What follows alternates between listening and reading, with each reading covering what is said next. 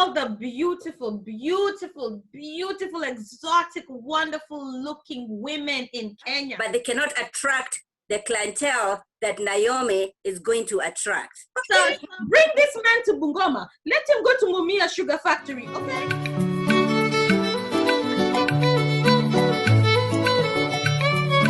Hello, everybody. Welcome back. This is the Mode Afro Mama. Yeah. And we have a hot topic. You know, Kenya's on Twitter. My goodness. When this Naomi Campbell, the model, she was named the Magical Kenya International Ambassador, V. Lord, don't get me started. Kenyans are not having it. This Kenyan is not having it. Question number one. Yes. Of all the beautiful, beautiful, beautiful, exotic, wonderful looking women in Kenya, y'all couldn't find a woman educated enough, beautiful enough, or internationally well-versed enough to call the Kenyan ambassador? One who's actually Kenyan? They are there, but they cannot attract the clientele that Naomi is going to attract. So let me get this right. You're trying to say we can't bring white men because white men are always in Mombasa at the beach. They're always marrying us. Every kind of man is in Kenya, from the Indian. Right. Every time you look in your inbox, isn't there an Indian guy and say, "Hey, beautiful"? You have no clientele. I mean, those Indians are not. They are trying. They say that, you know, I was watching one of the reporters and she was saying that, you know, most of the people that they're trying to target are Italians. And Italians are very many in Malindi, especially where she visits, because I understand she's going to Kenya for the last 5 years. She's been visiting Kenya. And listen, of course she's going to visit Kenya. It's cheap. Again, Kenya is gorgeous. This is one of those things where I wish I paid attention to when I lived at home. But when you're home, you're always running, and then you're always planning. But Kenya is beautiful. And I say this because I've even met fellow Africans who, once they see Kenya, they're like, "Oh my God, you guys, your country's gorgeous. I wish I paid more attention." Why can't we just have a Kenyan who knows Kenya and can introduce people to traditional Kenyan things be an ambassador? I mean, these Italian men love their black women anyway. I'm sorry, I'm generalizing, but it's true even out here. So why can't they get an authentic African woman? And I'm not saying she's not authentic. Lupita. There you go. There's Lupita. We have someone who rubs shoulders with international standard people. But besides that, I think we just have a lot of entrepreneurs, a lot of very learned women who live in diaspora or not, or who have lived in diaspora and went back home. So that way, if you're trying to say they can, you know, have this kind of conversation with people from other cultures and understand them, they're there. Why can't we use these women? Are you telling us that we are no longer sufficient as a people, that we have to import? To me, this is ukoloni mamboleo, neocolonialism. They're gone, but they're not gone. Y'all still went and found the colonialist and said to him, "Listen, only you are beautiful enough to represent us." Now, is it about the beauty? Is it about the beauty, or it's about the clientele? Is it about the people that she's gonna be able to attract? Is it about the beauty really, or about the money? Beauty and money all in the same pile? Okay. Why is Miss World a gorgeous woman, or why do we call her beautiful, right? So I would think her beauty is the first thing that would attract people. Okay. And then being that she's been an international model, I get it. She's rubbed shoulders with a lot of international other models who hang out, if the stigma is right, hang out with rich people and do fancy things and whatever. Yes. And I'm okay with her. This is my thing. If we had a Kenyan ambassador, and we had a committee of people who are part of that magical Kenya thing, and she was one of the people in the committee, yes, why not? By all means. But why does she have to be the Kenya? No, I'm not. No, I feel like there's some jobs that should be left to the Kenyan people to represent. Okay. Now, I understand that the economy has been hit hard by COVID, and it's all over the world. Yeah. Okay. And probably they're just trying to jumpstart the economy, the tourism. And so they're saying, if we tap this girl, she's going to attract people with heavy pockets compared to somebody who is a domestic, like Eliud Kipchoge or Lupita, who is she's going to attract people, but not as, people with heavy money, like this one would. And so if she's going to do this, I kind of get it. But the sad thing is we as a people, I saw this thing, okay, it was on Criminal Minds. I love Criminal Minds. But the one that's talking about, attractive people, and I've heard about this before in class. Psychologically, we're more attracted to attractive people. We let them off the hook better, right? And he was saying, for example, if you go to court and you are convicted by a jury. People tend to be more lenient to somebody they consider attractive than not. Right? Sad but true. So I'm not saying Eliud Kipchoge is not attractive. I'm just saying we are measuring his pockets based on what we think he looks like. That dude might be way richer than Naomi. I mean, what y'all know about that dude? Just because he quiet and sit in the corner. So don't you think he rubs shoulders with dudes that make as much money or more? Yeah. Right? And why do we stick Kenya into? Kenya is very big and beautiful, and the beauty of Kenya is it's a hub for everything, right?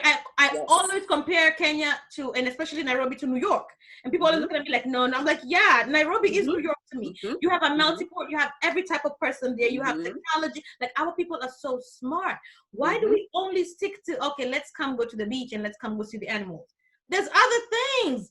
And because, you know, and especially such places, like regular person will take you to regular, you know, not really regular, but not as expensive. Like everywhere, somebody can afford. So, you know, if you're saying that this one is going to bring in people with heavy pockets, and so, you know, you're saying, okay, so this other one will only bring not so much, but you're going to bring a whole lot of people. Right. Would you rather have 50 people with this much money, or would you rather have 2 people with the millions? That's what I'm saying. If you're trying to bring for example, this year is going to be the first time I take husband to Kenya. Okay. God willing. For him, he doesn't want to, and I understand him. We don't want to come from Cheesecake Factory here to go eat at Cheesecake Factory in Kenya. For what? What is the point? We can do that here. He wants to go eat the motura and the mangi choma, which, lucky for him, are my favorite things. We'll be jamming. But that's the thing. There's a lot of people who are really in touch. And as the world is going more through where people are becoming more self-aware, and I think a lot of it has to do with the presidency we just had, Black people especially are becoming more, they want to know where they're from. So you do have a lot of middle-class people that have saved their little money and would love to go and see Africa. Why are we not tapping into these people? Why are we not bringing them the authentic experience? Let them go see the Maasai hats and see where people, you know, how these people live, you know, where they've come from. Bring this man to Bungoma. Let him go to Mumia Sugar Factory, okay? Let him see how we make salinguru. That is what they want to see. Because I feel like this thing, you think that this is sort of related to like white privilege kind of a mentality? Sort of. It is completely privilege. It is the only difference is this white person is Black. I'm sorry, but it's the truth. It's the truth. We're bringing Naomi because she's gonna bring more white people, because those are the people that she rubs shoulders with. Okay. Otherwise, why? Like you said, why wouldn't we think about Lupita Nyongo?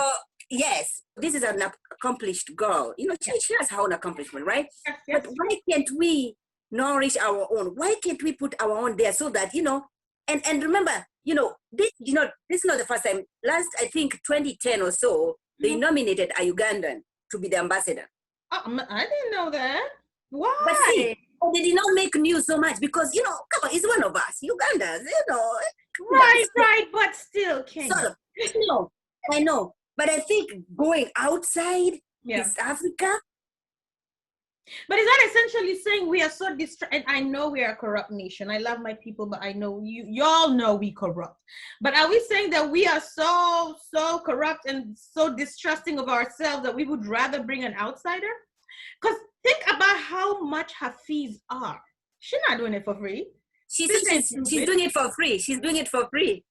Free is relative, okay? Free is relative. It's the same way some girls say, well, they're not getting money from their man. They just hang out with him, but they still get the match or whatever, and they got these and those. Free is relative. She's doing it for something. Whether or not you see it. Of course. But you want to tell me, I don't get Kenya, the last Miss Kenya, the last Miss whatever. And whoever went for the actually, there's the lady who was Miss Kenya, I forget what year, and I know her sister Monica. Hi, Monica.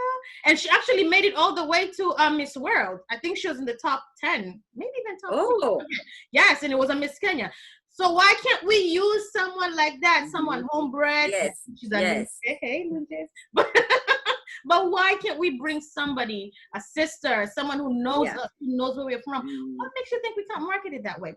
I mean, our president was in Jamaica the other day. Why don't you think Jamaicans want to come to Kenya? Why?